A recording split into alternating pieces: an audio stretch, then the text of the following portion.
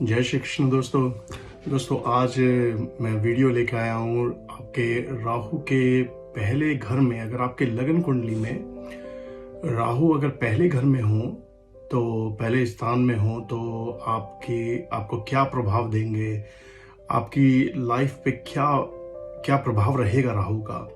दोस्तों राहु केतु को shadow planets कहा जाता है। ये छाया ग्रह हैं और ज़्यादातर देखा गया है कि शनि का जो प्रभाव होता है उसके अनुकूल उससे संबंधित ही ये दोनों ग्रह जो है प्रभाव देते हैं अपना। पर राहु जो है वो थोड़ा सा उसको माना गया है कि वो एक ग्रह है जो अनप्रिडिक्टेबल है, जो सडनली कुछ चीजें करता है और आपको मतलब बहुत बार देखा है लोग रातों रात बहुत बिलियनर बन जाते हैं, मिलियनर बन जाते हैं और पैसा कमाते हैं रातों रात।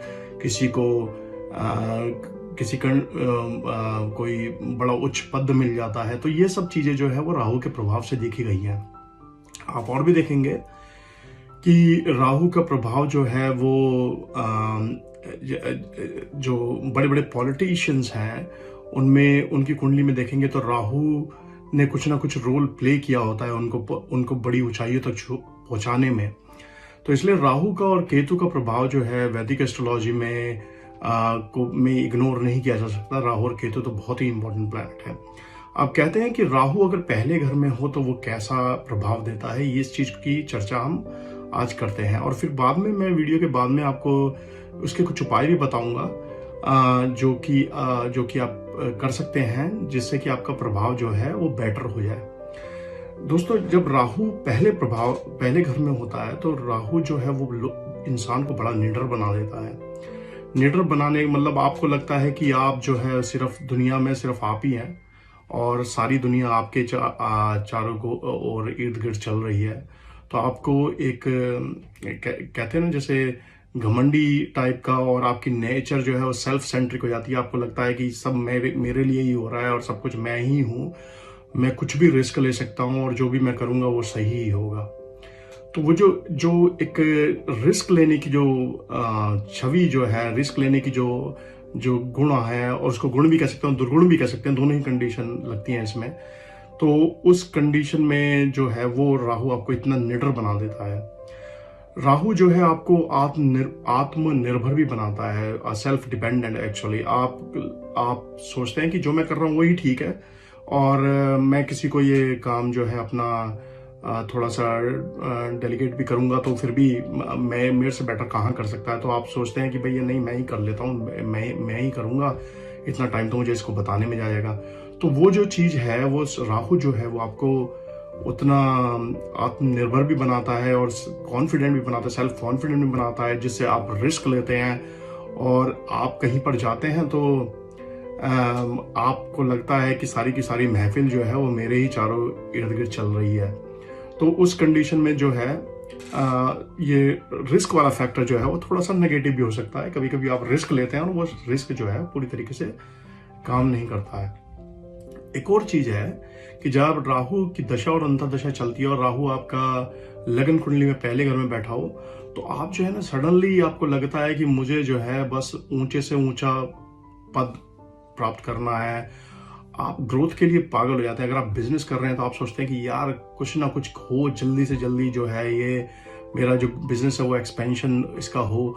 तो वो जो चीज है, जो ईगरनेस है, जो डेस्परेशन है, वो कुछ हद तक तो बहुत अच्छा काम करता है क्योंकि वो आपको मेहनत करने के लिए प्रेरित करता है। तो आप मेहनत करते हैं और रिस्क लेते हैं और उससे एडवांटेज भी होता है, लेकिन कहीं कहीं वो नेगेटिव इफेक्ट भी डालता है।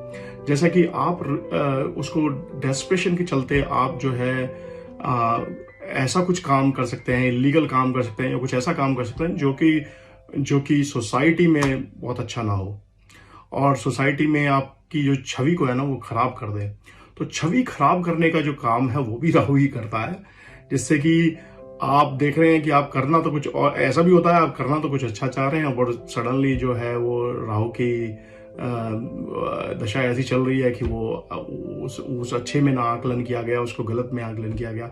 तो ऐसा भी है। तो आपको अगर आपका राहु पहले घर में है तो आपको थोड़ा सा केयरफुल रहना चाहिए इन चीज़ों को लेके कि आप कितने लेवल तक आप एक जोखिम उठा सकते हैं, और कैलकुलेट करें रिस्क का और उसके अनुकूल ही काम करें।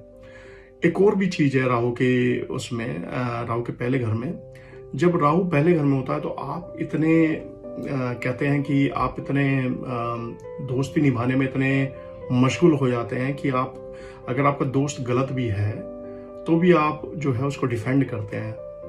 और कई बार जो देखा गया है कि आप उसको डिफेंड इस लेवल तक जाके भी करते हैं, क्योंकि आप निडर तो होते ही हैं उसके प्रभाव के कारण, बट कई बार आप डिफेंड करने के लिए उस लेवल तक को क्रॉस कर जाते हैं जहां से रिटर्न होना बैक हो जाता है, वो रिटर्न करना थोड़ा मुश्किल हो जाता है।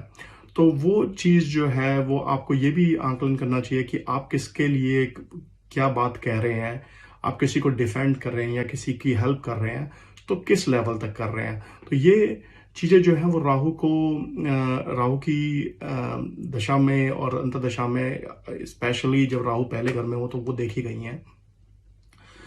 दोस्तों एक और इम्पॉर्टेंट चीज़ है, क्योंकि आप अपने आप को सेल्फ सेंट्रिक समझते हैं, आपको लगता है मैं ही सब कुछ सही जो है वो कर रहा हूँ, ठीक है। राहु के प्रभाव में एक और भी चीज़ है, ये आपकी मैरिड लाइफ को डिस्टर्ब करता है जब पहले घर में होता है। तो पहले घर में होने के कारण राहु क्या करता है कि आपके एक्स्ट्रा मैरिटल अफेयर्स जो है बाहर स्टार्ट करवा सकता है, और उससे क्या होता है कि जो आपकी जो रिलेशंस हैं वो डिवोर्स तक भी पहुंच सकते हैं। तो और दूसरा एक्स्ट्रा मैरिटल अफेयर्स तो एक रीजन हो गया, बट आपका जो एक व्यक्तित्व होता है कि भाई मैं ही हूँ जो मैं कह रहा हूँ, मेरी वाइफ है या मेरा हस्बैंड है, नहीं ये सही नहीं कह रहा है, मैं ही जो कह रहा हूँ वो सही कह रहा हूँ। तो दैट इज एक्चुअली आपकी एक डोमिनेंट नेचर होती है, तो नेचर के अकॉर्डिंग आप काम करते हैं और उससे जो है मैरिड लाइफ में फ्रिक्शंस पैदा होते हैं, तो वो एक कारण बनता है। दूसरा कारण और भी है कि राहु जो है unexpected marital affairs, actually extra marital affairs जो वो भी इनिशिएट करता है। वो आपको ऐसे प्रलोभन देगा आपके चारों तरफ जिससे कि आप मना नहीं कर पाएंगे और आप एक्चुअली इन्वॉल्व हो जाएंगे, और उसका एक वो तो होगा ही होगा, लेकिन ये भी मान के चलिए कि वो पकड़ा भी जाएगा, और पकड़ा जाने का जो वो होगा परिणाम होगा वो खतरनाक होगा, वो डिवोर्स तक भी जा सकता है। तो राहु और केतु जो है बड़े फेमस है डिवोर्स कराने के लिए, तो ये एक बड़ा कारण बनता है। राहु जो है इस तरीके से डिवोर्स कराता है। तो दोस्तों ये तो थे बेसिकली, अगर आपका राहु पहले घर में है तो उसके परिणाम, आपका व्यक्तित्व और परिणाम कैसे रहेंगे। दोस्तों उपाय के तौर पे जो है, राहु को छाया ग्रह कहा गया है। राहु की दशा या अंतर्दशा चल रही हो, या तो अगर आप दशा या अंतर्दशा चल रही हो तो राहु के बीज मंत्र जो होते हैं उनको करने से बहुत ही अच्छा परिणाम मिलता है। दूसरा जो है, राहु को आप अगर पक्षियों को खाना खिलाएंगे, पक्षियों को दाना डालेंगे, जैसे कि कबूतरों को दाना डालेंगे या चिड़ियाओं को दाना डालेंगे, तो उसका बहुत अच्छा प्रभाव देखा गया है। इससे भी उसकी जो नेगेटिविटी है वो कम हो जाती है।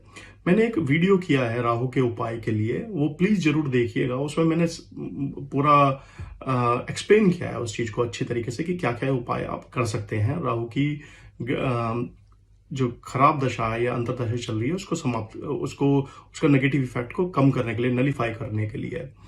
एक और चीज भी मैं कहना चाहूंगा कि अगर आप गंगा स्नान करते हैं तो जो गंगा स्नान से भी जो है जो नेगेटिव इफेक्ट होता है राहु का, वो भी जो है वो नलीफाई हो जाता है कुछ हद तक। कुत्तों को खाना खिलाएं और पक्षियों को दाना डालें, हनुमान जी की आराधना करें, शिव जी की आराधना करें।